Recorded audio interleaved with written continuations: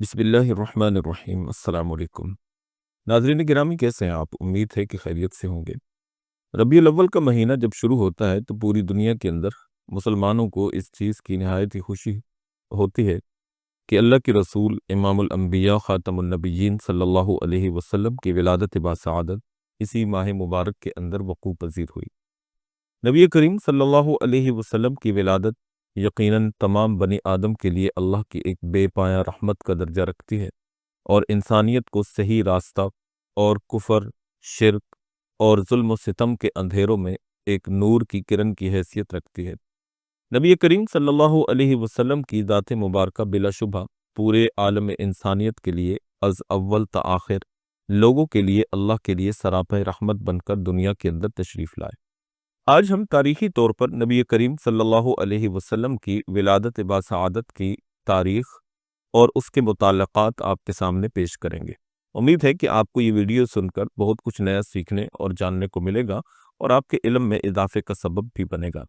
تو بلا کسی تاخیر کے ہم اپنی آج کی ویڈیو کو شروع کرتے ہیں۔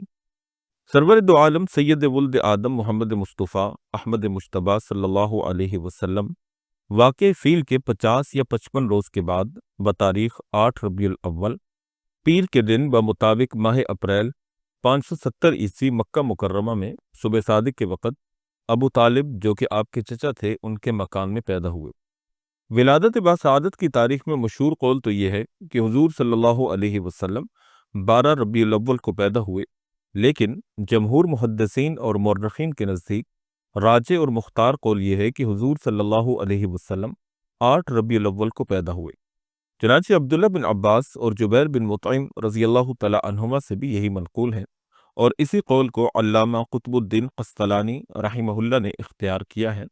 مشہور قول یہ ہے کہ نبی کریم صلی اللہ علیہ وسلم واقع فیل کے 50 روز بعد پیدا ہوئے، اور اسی کو علامہ سہیلی رحمہ اللہ نے اختیار کیا، اور محمد بن علی سے یہ منقول ہے کہ 55 روز کے بعد پیدا ہوئے۔ اسی قول کو علامہ جلال الدین سیوطی رحمہ اللہ نے اختیار کیا ہے۔ جمہور علماء کا قول یہ ہے کہ نبی علیہ الصلوۃ والسلام ماہ ربیع الاول میں پیدا ہوئے۔ علامہ ابن جوزی نے اسی پر علماء کا اجماع اور اتفاق نقل کیا ہے۔ بعض کہتے ہیں کہ آپ علیہ الصلوۃ والسلام ربیع الآخر، جس کو ربیع الثانی بھی کہتے ہیں، اس میں پیدا ہوئے۔ بعض کہتے ہیں کہ سفر میں، اور بعض کہتے ہیں کہ رجب میں، اور بعض کہتے ہیں کہ رمضان المبارک میں پیدا ہوئے۔ لیکن یہ تمام اقوال علماء نے ضعیف قرار دیے ہیں، اور مشہور قول ربیع الاول کے مہینے کا ہی ہے۔ عبداللہ بن عمر بن عاص سے مروی ہے کہ حضور صلی اللہ علیہ وسلم کی ولادت یوم سوموار کی صبح صادق کے طلوع کے وقت ہوئی۔ یہ روایت اگرچہ ضعیف الاسناد ہے، لیکن اس سے تمام روایات میں توفیق اور تطبیق پیدا ہو جاتی ہے، اس لیے کہ بعض روایات سے معلوم ہوتا ہے کہ ولادت باسعادت دن میں ہوئی ہے، اور بعض روایات سے معلوم ہوتا ہے کہ رات میں ہوئی ہے۔ لیکن صبح صادق کے وقت کی ولادت کو یہ بھی کہا جا سکتا ہے کہ رات میں ولادت ہوئی، اور یہ بھی کہا جا سکتا ہے کہ بروز سوموار صبح کے وقت میں ولادت ہوئی۔ لہذا جن روایات میں سوموار کی ولادت مذکور ہے وہ بھی صحیح ہیں، اور جن روایات میں یہ مذکور ہے کہ سوموار کی رات میں ولادت ہوئی تو وہ روایتیں بھی صحیح ہیں۔ علاوہ ازیں ولادت اگرچہ صبح صادق کے وقت ہوئی، لیکن ولادت کے آثار اور مبادی رات سے ہی شروع ہو گئے تھے۔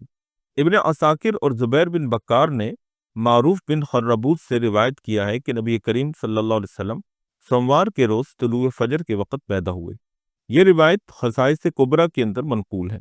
اسی طرح جب اللہ کے رسول صلی اللہ علیہ وسلم کی ولادت باسعادت ہوئی تو اس وقت لوگوں نے عجیب و غریب قسم کے نظائر قدرت دیکھے، جو اس بات پر دلالت کر رہے تھے کہ آج کی تاریخ میں پیدا ہونے والا بچہ کوئی معمولی بچہ نہیں ہے، بلکہ یہ پورے عالم میں ایک عظیم انقلاب لے کر آنے والا وہ داعی ہے جو اللہ کی طرف سے مبعوث ہو کر بھٹکی ہوئی انسانیت کو ہدایت کے رستے پر لے کر آنے کا فریضہ سر انجام دے گا۔ چنانچہ علامہ ابن حجر عسقلانی رحمۃ اللہ تعالی علیہ نے فتح الباری کے اندر عثمان بن ابی العاص رضی اللہ تعالی عنہ کی والدہ فاطمہ بنت عبداللہ سے نقل کیا ہے، وہ فرماتی ہیں کہ میں نبی کریم صلی اللہ علیہ وسلم کی ولادت کے وقت آپ کی والدہ حضرت آمنہ کے پاس موجود تھی، تو اس وقت یہ دیکھا کہ تمام گھر نور سے بھر گیا، اور دیکھا کہ آسمان کے ستارے چھکے آتے ہیں، یہاں تک کہ مجھ کو یہ گمان ہوا کہ یہ ستارے مجھ پر آ کر گر جائیں گے۔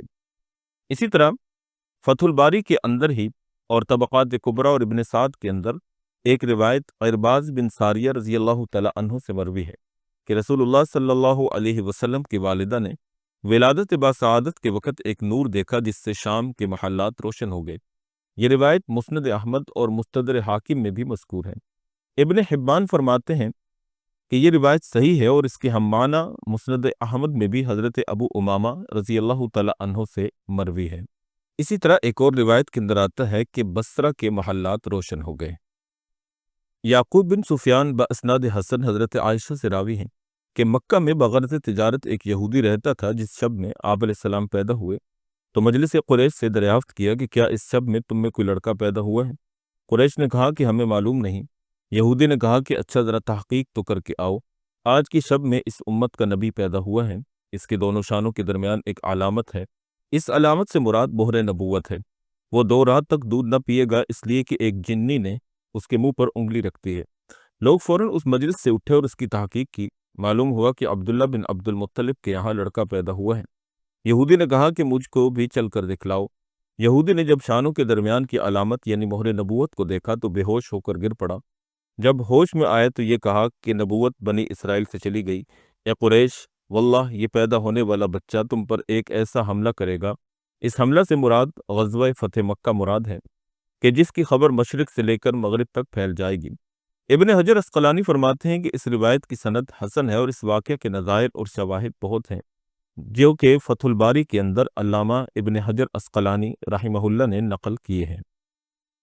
اسی شب میں یہ واقعہ بھی پیش آیا کہ ایوان کسریٰ میں زلزلہ آیا جس سے محل کے 14 کنگرے گر گئے اور فارس کا آتش کدہ جو 1000 سال سے مسلسل روشن تھا وہ بجھ گیا اور دریائے ساوا خشک ہو گیا۔ جب صبح ہوئی تو کسریٰ نہایت پریشان تھا، شاہانہ وقار اس کے اظہار سے مانع ہو رہا تھا۔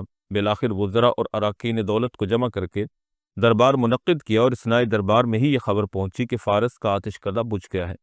کسریٰ کی پریشانی میں اور اضافہ ہو گیا۔ ادھر سے موبزان نے کھڑے ہو کر کہا، موبزان کسریٰ کا خاص وزیر تھا، کہ اس شب میں نے یہ خواب دیکھا ہے کہ سخت اونٹ عربی گھوڑوں کو کھینچے لے جا رہے ہیں اور دریائے دجلہ سے پار ہو کر تمام ممالک میں پھیل گئے۔ کسریٰ نے اپنے وزیر موبزان سے پوچھا کہ اس خواب کی کیا تعبیر ہے؟ موبزان نے کہا کہ شاید عرب کی طرف سے کوئی عظیم الشان حادثہ پیش آئے گا۔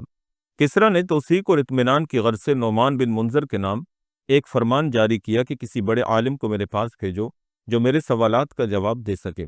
نعمان بن منذر نے ایک جہاں دیدہ عالم عبد المسیح غسانی کو روانہ کر دیا۔ عبد المسیح جب حاضر دربار ہوا تو بادشاہ نے کہا کہ میں جس چیز کو تم سے پوچھنا چاہتا ہوں کیا تم کو اس کا علم ہے؟ عبد المسیح نے کہا کہ آپ بیان فرمائیں، اگر مجھ کو علم ہوگا تو بتلا دوں گا ورنہ کسی جاننے والے کی طرف رہنمائی کروں گا۔ بادشاہ نے تمام واقعہ بیان کیا۔ عبد المسیح نے کہا کہ غالباً اس کی تحقیق میرے ماموں ستی سے ہو سکے گی جو آج کل شام میں رہتے ہیں۔ کسریٰ نے عبد المسیح کو حکم دیا کہ تم خود اپنے ماموں سے اس کی تحقیق کر کے آؤ۔ عبد المسیح اپنے ماموں سطیح کے پاس پہنچا تو سطیح اس وقت نزع کی حالت میں تھا، یعنی موت کی کیفیت طاری ہو چکی تھی، مگر ہوش ابھی باقی تھے۔ عبد المسیح نے سلام کیا اور تمام واقعہ بیان کیا اور کچھ اشعار پڑھے۔ سطیح نے جب عبد المسیح کو اشعار پڑھتے سنا تو عبد المسیح کی طرف متوجہ ہوا اور یہ کہا کہ عبد المسیح تیز اونٹ پر سوار ہو کر سطیح کے پاس پہنچا جبکہ وہ مرنے کے قریب ہیں۔ تجھ کو بنی ساسان کے بادشاہ نے محل کے زلزلہ اور آتش کدہ کے بجھ جانے اور موبزان کے خواب کی وجہ سے بھیجا ہے کہ سخت اور قوی اونٹ عربی گھوڑوں کو کھینچے لے جا رہے ہیں اور دجلہ سے پار ہو کر تمام دنیا میں پھیل گئے ہیں۔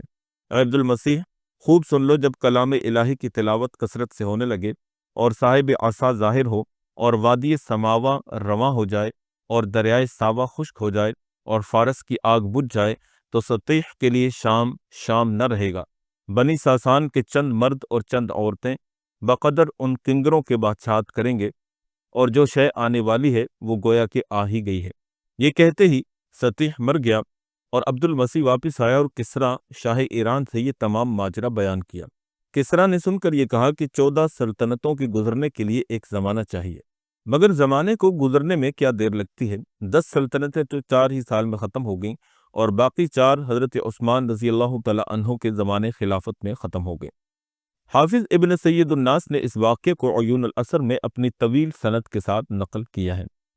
اسی طرح ابن سکن نے بھی اس روایت کو اسی سند کے ساتھ روایت کیا ہے جس سند کے ساتھ علامہ ابن سید الناس نے عیون الاسر کے اندر نقل کیا ہے۔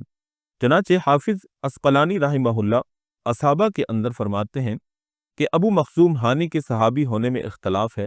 ابو الولید دباغ نے ابو مخزوم ہانی کو صحابہ میں ذکر کیا ہے۔ حافظ ابن کثیر نے اسی حدیث کو اسی سند کے ساتھ بحوالہ ابو بکر خرائطی البدایہ والنہایہ ذکر ارتجاس الایوان کے تحت ذکر کیا ہے۔ علاوہ ازیں یہ روایت ایک اور سند سے بھی مروی ہے جس کے تمام راوی ثقہ ہیں۔ علامہ ابن حجر اسقلانی اس روایت کو نقل کر کے فرماتے ہیں کہ یہ روایت مرسل ہے، اور ابن ابی شیبہ نے بشیر بن تیم کو صحابہ میں شمار کیا ہے۔ اس سند کا پہلا راوی سعید بن مزاحم ہے جس سے ابو داؤد اور نسائی نے روایت لی ہے۔ دوسرا راوی معروف بن خربوز ہے جس سے بخاری، مسلم، ابو داؤد وغیرہ نے روایت لی ہے۔ امام بخاری نے کتاب العلم باب من خص بالعلم قوما دون قوم میں معروف بن خربوز کی روایت ابی طفیل عامر بن واصلہ رضی اللہ تعالی عنہ سے اپنی جامع صحیح میں درج کی ہے۔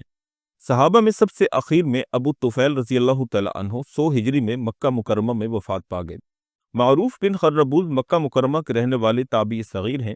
صحیح بخاری میں معروف بن خربوز سے صرف ایک روایت ہے۔ الحاصل یہ کہ روایت اگرچہ مرسل ہے مگر سند اس کی صحیح ہے، اور حدیث مرسل امام ابو حنیفہ نعمان بن ثابت کوفی رحمہ اللہ، امام مالک، امام احمد بن حنبل کے مشہور قول کی بنا پر حجت اور معتبر ہے، جیسا کہ اصول حدیث کی کتابوں میں لکھا ہے۔ حافظ ابن حجر اسقلانی نے اس حدیث کو الاصابہ میں مرسل فرمایا اور شرح بخاری میں اس روایت کو ذکر کر کے خاموشی اختیار کی، جس سے معلوم ہوتا ہے کہ ابن حجر کے نزدیک یہ حدیث کم از کم موضوع اور بے اثر تو نہیں ہے۔ حافظ اسقلانی کا شرح بخاری میں کسی حدیث پر خاموشی اختیار کرنا علماء کے نزدیک یہ اس حدیث کے صحیح اور حسن ہونے کی دلیل ہے، جیسا کہ خود حافظ ابن حجر اسقلانی نے مقدمہ فتح الباری میں اس کی تصریح کی ہے۔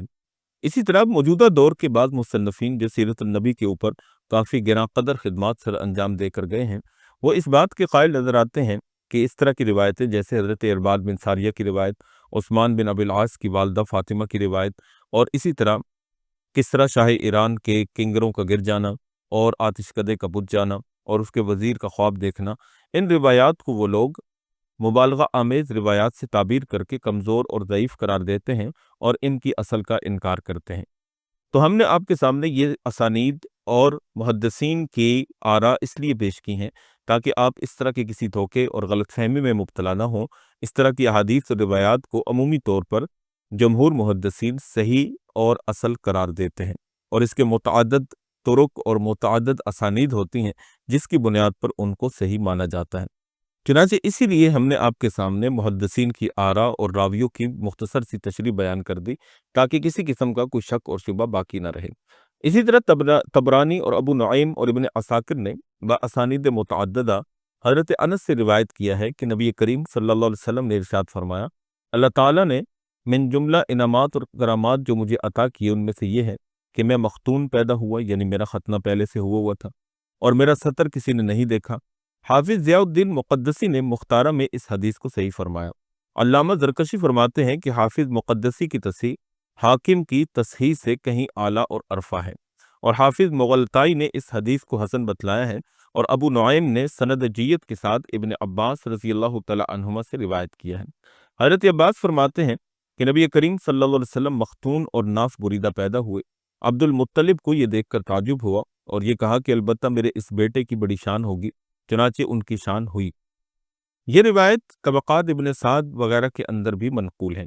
اسحاق بن عبداللہ حضرت آمنہ سے راوی ہیں کہ نبی کریم صلی اللہ علیہ وسلم جب پیدا ہوئے تو نہایت نظیف تھے اور پاک صاف تھے، جسم اطہر پر کسی قسم کی آلائش اور گندگی نہیں تھی۔ اس روایت کو بھی طبقات ابن سعد جلد 1 کے اندر نقل کیا گیا ہے۔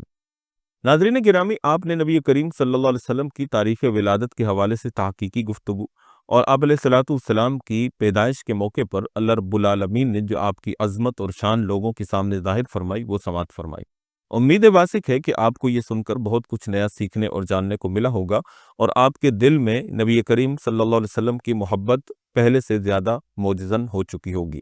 اگر آپ کو ہماری یہ ویڈیو پسند آئی ہو تو سب سے پہلے آپ سے گزارش ہے کہ ہمارے چینل کو سبسکرائب ضرور کر دیجئے اور ساتھ میں موجود گھنٹی کے آئیکن کو پریس کر دیجئے تاکہ ہماری نئی آنے والی ویڈیوز کے نوٹیفیکیشنز آپ تک بر وقت پہنچتے رہیں۔ اپنا بہت سا خیال رکھیے گا۔ اللہ نگہبان۔